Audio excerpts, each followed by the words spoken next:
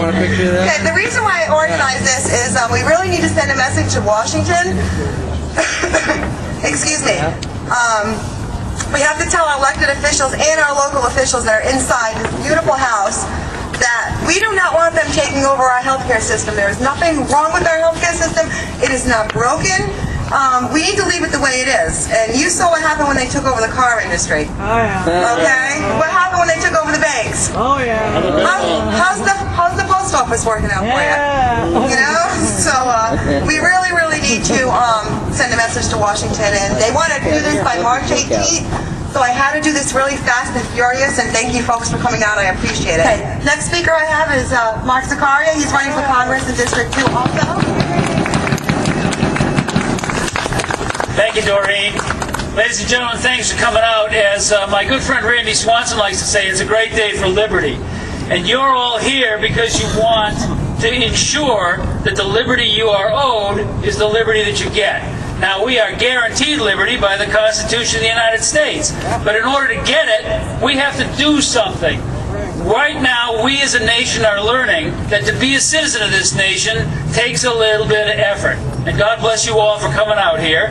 And you will take this message back that we can have the government that we were guaranteed by the Constitution if we, as the people of the United States, will only go out there and make it happen that way.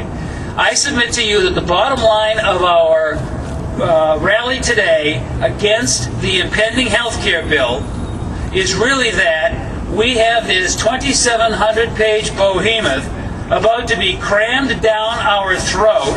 Everybody who has heard anything about it is opposed, and yet it looks like even after a year of defeats, the forces of who knows what are still going evil to possibly put that through. It's still out there. Well, I am running in the 2nd District so that I can replace Mr. Langevin as your representative. Thank you. And I would like to just have a word right now with Mr. Langevin. Sir, your obligation as a representative of the people of the 2nd District is to figure out what it is those people want said and then use their voice to say it. Now, you might argue that, oh, this is a republic and I was hired to make the decision and I may have to make the decision in their best interests even if they don't see it that way. We've heard that argument before. I would then refer you to the cost. We are not talking about health care.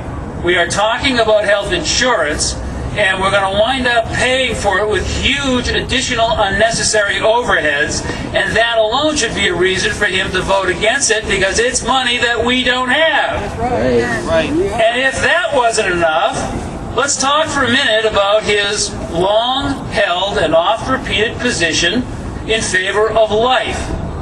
That is in jeopardy. Now, I understand that Representative Stupak is getting romanced by the House leadership, and that there may be some attempt to bring back his amendment, but at present, as I understand it, the Stupak amendment, which was a showstopper, because it would fund abortions with federal dollars, your federal dollars that we don't have, is not going to be in that bill. So if that's the case, I would call further on Mr. Langevin to vote no. Here's a situation where there is enough wrong with this bill that we must get rid of it. There are plenty of things that can be done by the government to create an environment where our health insurance is healthier. And one of the biggest things they can do is stay out of it themselves. Yeah.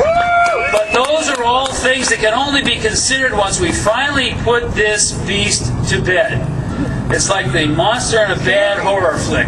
Every time you think you've put the stake through its heart, it jumps up again, gains another few hundred pages, and comes back at us. We are here today to tell our representatives enough already. Enough. And I'm saying that to you, I am saying that to Mr. Langevin, and look it. There's still time for him to do the right thing, and I purely, truly hope he does, because it's in all of our best interests. But if he doesn't, I, and many of you, are going to come back to talk to him about it on November 2nd. Yeah! Go come out! That's our turn to clean house. So this is a pretty starkly drawn argument, and I hope that Mr. Langevin does the right thing. My name again, Mark Zaccaria, running for Congress in the 2nd District, and I love it that you have come out on a day like today to make yourself heard. Thank you.